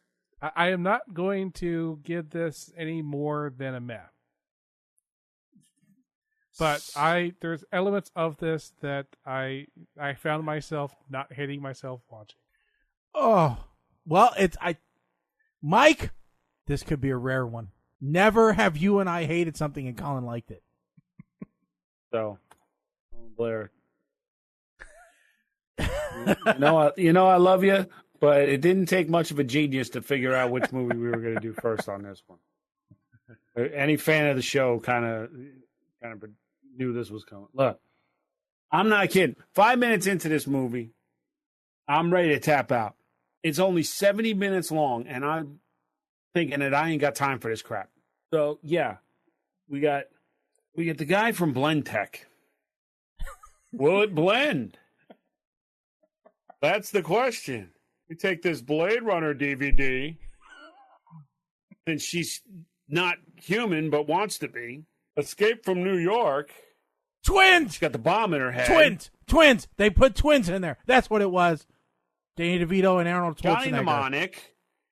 Alien, because the corporation. Deepwater Horizon, because we need the giant drilling rig thing. Ooh, horrible movie smoke. Don't breathe this. Look, I have absolutely nothing good to say about this movie. Not bad acting, bad audio editing, bad plot. The whole reason I wanted to go first during this review. This is the first time that I wanted to go first. Sorry. Because I had a disclaimer written right here that if either of you sons of bitches gave this a higher rating than Space Hunter, I was going to quit this show. Because there is no way in hell that this was a better movie than that. Shaggy, you didn't let me down. Colin, we need to redefine the groundwork of our friendship after this. Because and for the record, yes, kill this mother with fire.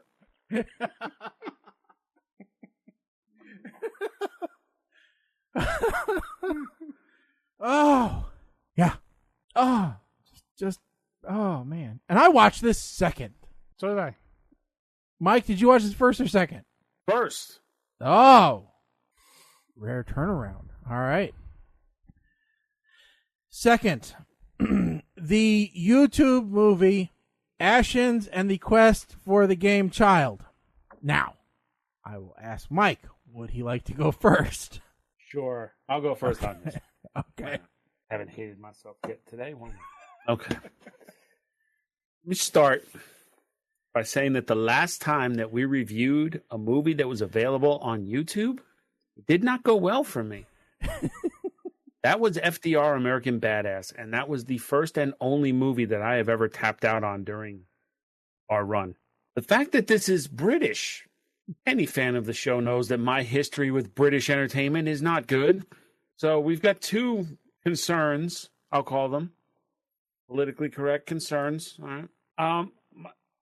I question what the hell is with Brits and their obsession with stuff under the stairs. Because this guy has his secret stash of tech. Harry Potter lived there. I don't get it. The description on YouTube says, and I'm going to quote, a comedy adventure film best described as, let me get through this with a straight face. Come on now. Best described as Indiana Jones meets Monty Python and the Holy Grail. Push the button. Push the button, because I can't do this with a straight face with you guys laughing on screen. Push the damn button, please. Thank you. But meets Monty Python and the Holy Grail. With nods to The Matrix, Lord of the Rings, and The Goonies, it's a treat for fans of science fiction and fantasy. Now, Indiana Jones? Okay, we'll go with that. Monty Python? They're both British, and unless you're an ex-parrot, and if by saying nods to, you mean blatantly stealing plot points, sure. Here, now I'm getting into the British mindset. Piss off on you bloody wankers for selling me on this movie 2 weeks ago by telling me that Warwick Davis was in this movie. He is literally in this movie for 61 seconds. He is in 1.1317% of this movie. Yes, I did the damn math. To add to this, we get Dollar Store Owen Wilson, who's going to guide them. I want to know where this bollocks prick came from. Brilliant bugger. He tests the electric fence by putting Dollar Store Owen Wilson's shoe, his rubber-soled shoe, against the electric fence. Here's the purple-haired random character. I'm risking life and limb at this point, and I'm by suggesting that she is perhaps the British pound shop. You see what I did there? Huh? The version of one of our favorite listeners. The only difference is that our listener would know that that wasn't Simon Pegg. With all of this said, I truly have no idea how to rate this movie. If you knew who Stuart Ashen was going in to this movie, then you would rate this a Golden Schnikes McSnickersham, I'm sure. If, like me, pretty much hate everything British, with the exception of the IT crowd and Chris O'Dowd, and you had no idea who this guy was going into this, I'll rate it as Matt. I am just not a fan of YouTube personalities making movies. I don't care if they're British, Indian, Arab, Czechoslovakian, American Indian. I don't care. Mm-hmm. All right. And if you want my resignation now, I will give it to you. No. But look, I wanted to go in and like this movie. I really did. If for no other reason than to just get out of this rut that any YouTube movie that we review is going to be complete and utter crap. And yeah, this was not complete and utter crap. This was better than what was that movie? It was Save the Arcade. What was the name of that movie? Save. Oh, the Joysticks. Yeah. Oh yeah. This was better than that. What did I give Save the Arcade? I gave Save the Arcade Game Over Man, which was a verb. So okay, I gave this a higher rating. Yeah. No. All right, I will go next, and then we'll overcheck the. Okay, let me just. Blair. Yeah. So Mom Blair knew Mike would have lots of entertainment fodder. Yes. It was highly entertaining. So, Ashen's quest and the quest for the game child. All right. Now, what did I think of it? I thought Simon Pegg had really let himself go.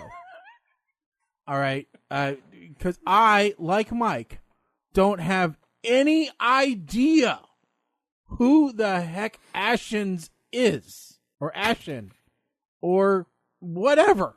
I don't know this person. And so I thought, hey, this is going to be a film full of people who look like people who are famous. And they're banking on that. So, but in the end, I like Mike, agree. YouTube personalities like Electra Woman and Dyna Girl should not make movies. All right. So, I also, like Mike, laughed a lot at the very small role that Warwick Davis had in this movie. And laughed a lot that he is on the box cover.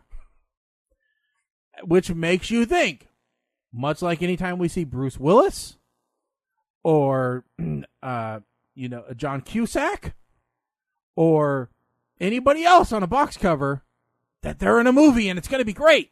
And then we find out they're in the movie for 1%. So let down, although I did think his lines were hilarious.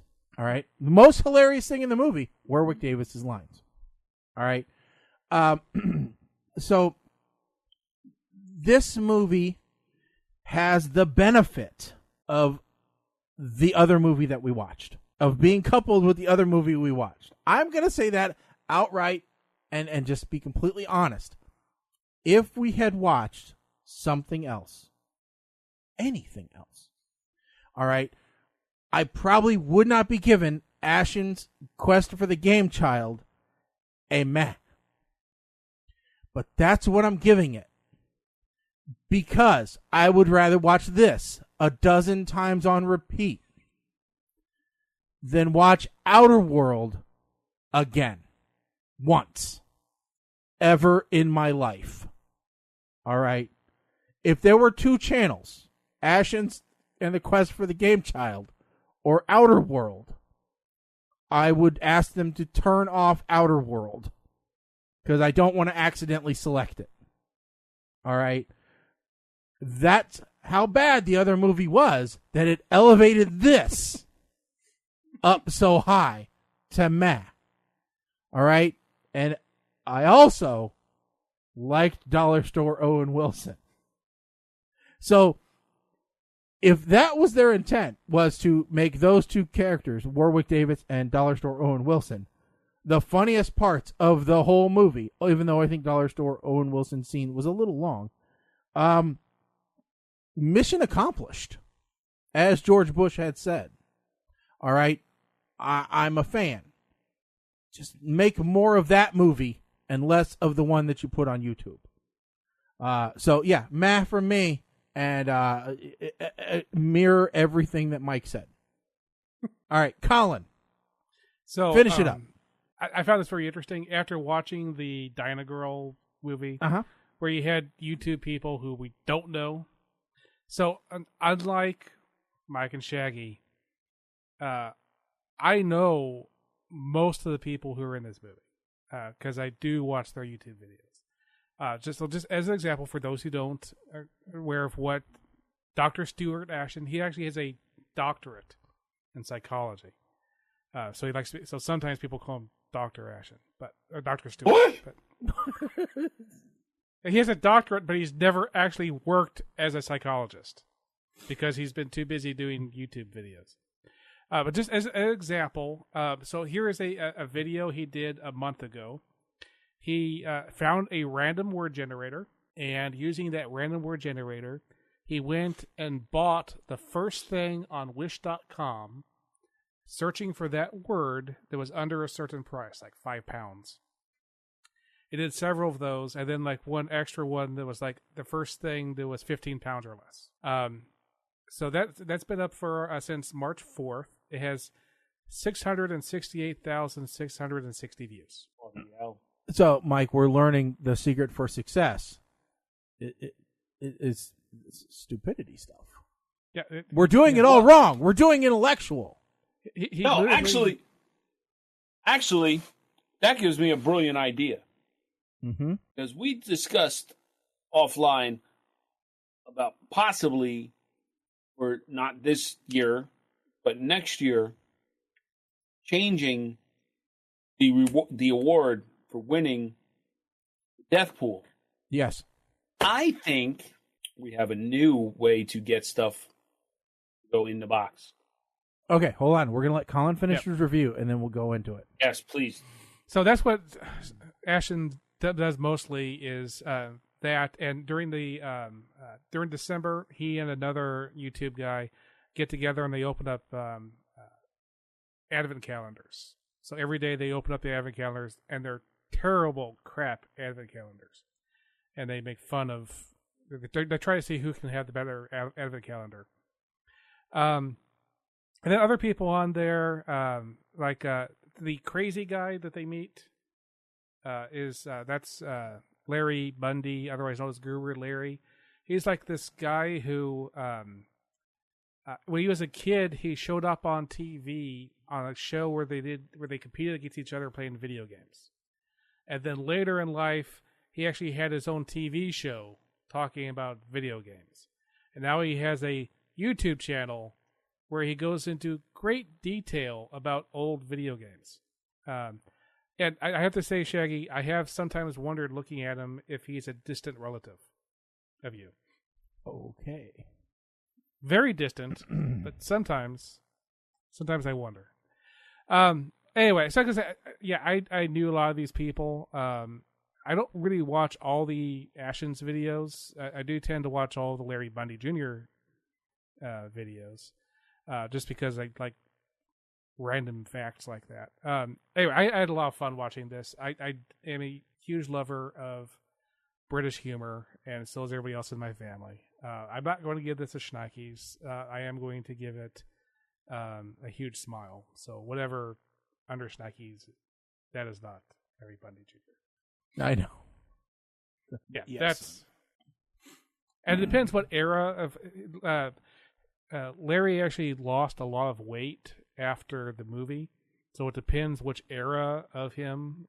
I think looks like you sometimes. Okay, so we've been corrected. Okay, Warwick. Yeah, so Warwick. I guess I didn't pay attention to somebody not pronouncing it Warwick. Kenna wrote this one in. Yes, I am aware that they're working on the sequel. I saw the link to the GoFundMe or Patreon or whatever it is they're trying to get to fund this. And About the only thing I can say in response to that is, well, Iron Sky 2 is still out there somewhere. And that was funded by a Kickstarter. So, And I am not sure what to make of this one, but PTR, the movie. Maybe we'll work on that. If we ever get out to Vegas. Well, or if Colin and I make it to New York or New Jersey. I do find it interesting that when we first started the show, what was the number one complaint that NHB had about us? 1 hour. What are you, lazy? You're only doing an hour? Yeah, and now it's like, oh, if you want to be successful, it's 15 minutes. You have to be almost exactly 15 minutes to be successful on YouTube. Yeah, I actually have heard from a lot of vloggers, whatever. 17 minutes. Your audience has a total capacity for listening for 17 minutes. And I'm like, well, that doesn't work for us because we just get started. We're not even on our second, tangent by 17 minutes. I mean, maybe we could try to organize the show better so we can split it up into pieces. Oh, no, that's not going to happen. I know it's not going to happen. I barely get the show out before we do our next show now. It's not going to get sliced and diced. Okay, so all right. Here's my thought. Yeah, so, okay. So, yeah, we'll do that, and then we'll do the next movie. We should we can turn this into a skit for the show where we order stuff from Wish. Yeah. Yeah. And do unboxing and reviewing on the show. Yes. Yep. And then that stuff, after we review, goes into the box of randomness. Yep. That's a pretty brilliant idea, Mike. Yep. There are lots of people that do similar stuff, and they are wildly successful.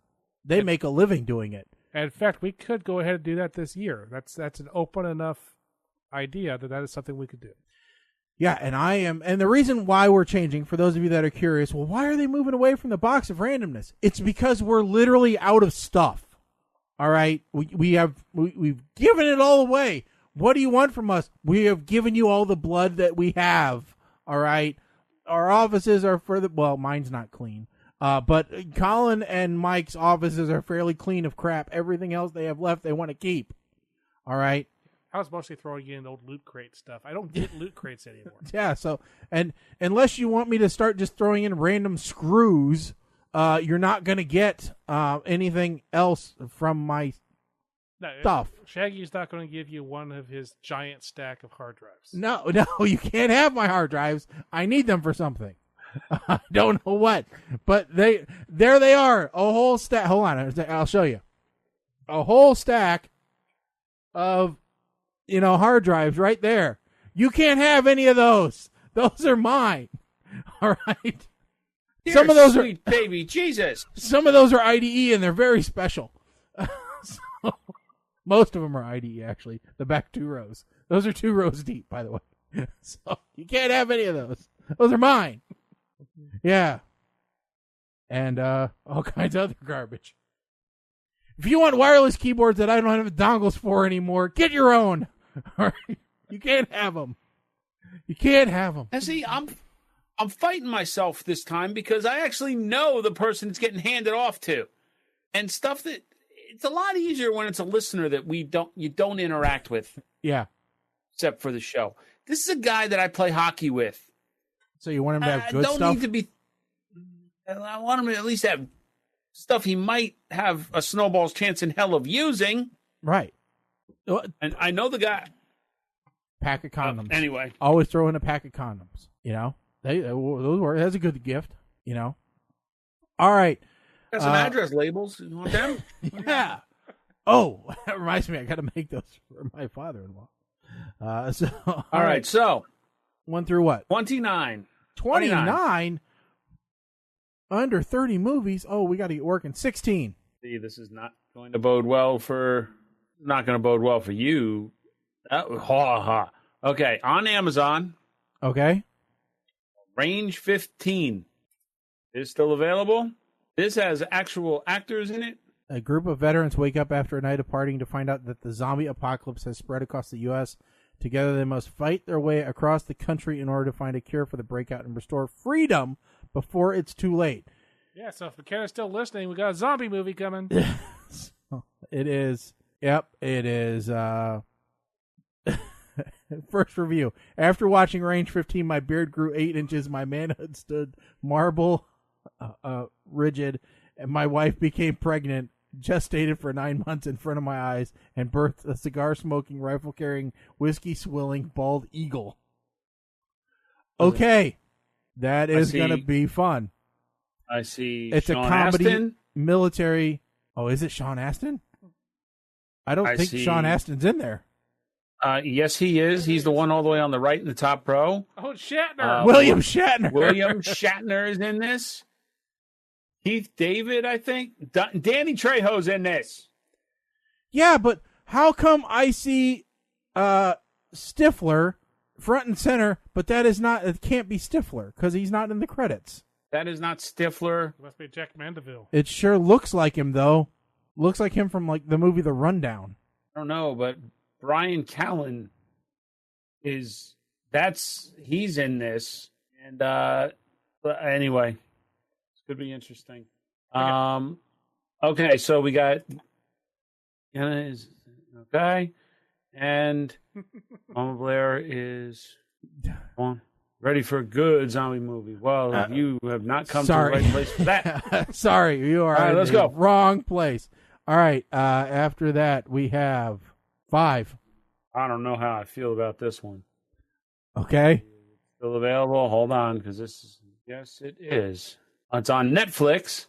Oh, good. We're swiping back and forth. Undercover Grandpa. Didn't we already watch that? Did we? Or I think we already watched this. I know I've watched it. Oh, yeah, you definitely watched it. It shows that it hasn't been seen. But I don't remember it. Okay. Well, it'll be interesting to see what you guys think, because I know I have watched it. So, yeah. I think you guys will like it. It is a good action comedy. It is a good action comedy. Like, usually we get movies that either I've seen or Mike's seen, and you haven't seen it. So yeah, I think it's a fair trade that we watch one you've already watched. Yeah. It's another one of the, I'm sure it's one of those, hey, you've watched this, so you might be interested in this. And I went, oh, what the hell? I'll go ahead and do it. I'll put it on the list and I'll watch it now. So, all right, folks. That does it for us. It wraps up another episode of PTR Radio. We want to thank everybody for listening, for tuning in, for downloading the podcast. Don't forget, if you're not downloading it automatically, subscribe to it. Go to ptrradio.com, click on one of the subscribe buttons, use whatever podcast app you would like, whether it's Apple Podcasts, whether it's Android Podcasts, whether it's Podcast Addict, whatever you like. We just want to see you downloading those episodes. So don't ever forget an episode. Also, don't forget, join us on social media. Facebook, Twitter, Instagram, all that fun stuff. You never know when Mike's going to go on another chicken biscuit rant, and you don't want to miss that. So make sure that you see those releases. With that said, we will be doing a studio revamp before the next show, so get ready for some fun technical errors, because those are always bound to happen. I just got done with my last, it was a private party, so I couldn't invite any of the listeners out, and I don't know when my next public event's going to be, so we will we'll find out together. Yep. All right, Colin, anything coming up for you? I'll be in Orlando, so if you're in Orlando, you might see me. Probably won't. There you go. Go up to Colin. Find him in Orlando. He's somewhere. It's a big city, but he's a small guy.